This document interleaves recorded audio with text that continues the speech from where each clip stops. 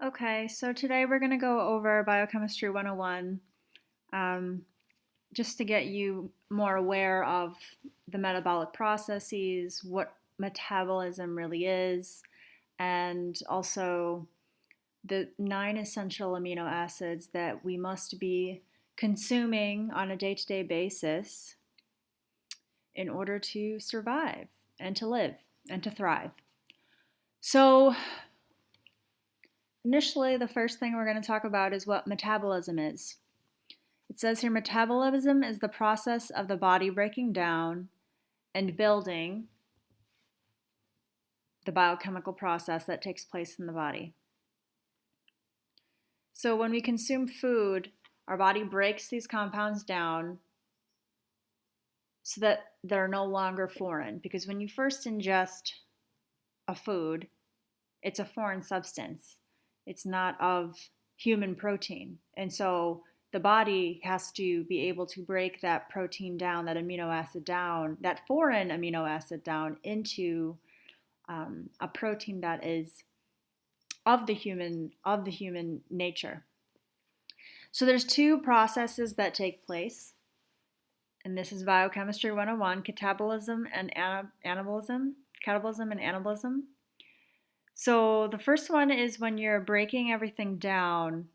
So it's a degenerative process.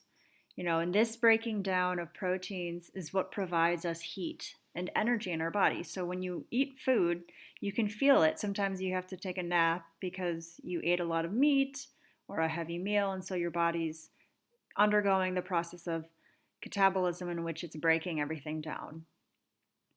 Anabolism is the process of making these compounds that were just broken down into complex compounds. So it's the process of growing, which leads to growth in the body. It's what sustains the body.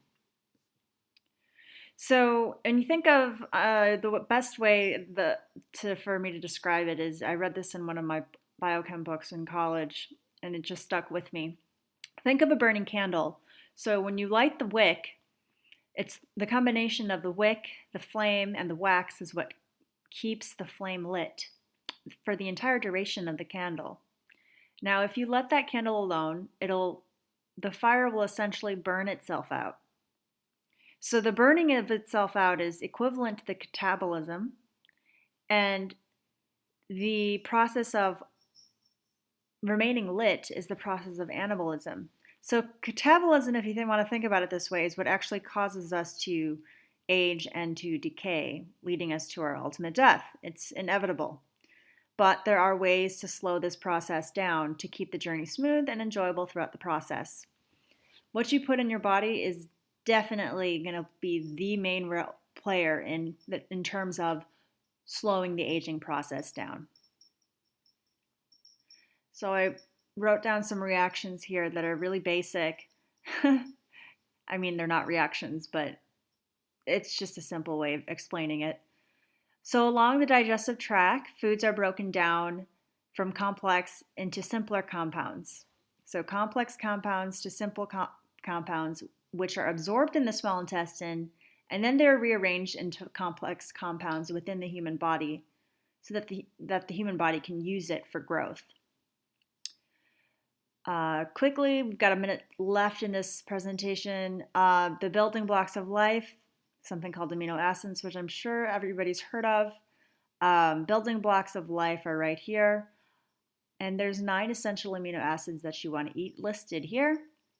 So the amino acid is, again, essentially water insoluble, and it's a foreign amino acid. The amino acid is broken down, and then it's turned into something that is water soluble and something that is digestible, so our body can digest it. Then it's reassembled into the body for cells to form, which is leading to growth. It leads us to proteins that are characteristic of the human species, and it's characteristic of our own hereditary pattern, which is called, what they like to say from the IIN, bioindividuality. So this is essentially the biochemical explanation of what bioindividuality is. So every human being is going to have a different process because we're all made up of different hereditary patterns. So that was the breakdown of Biochem 101.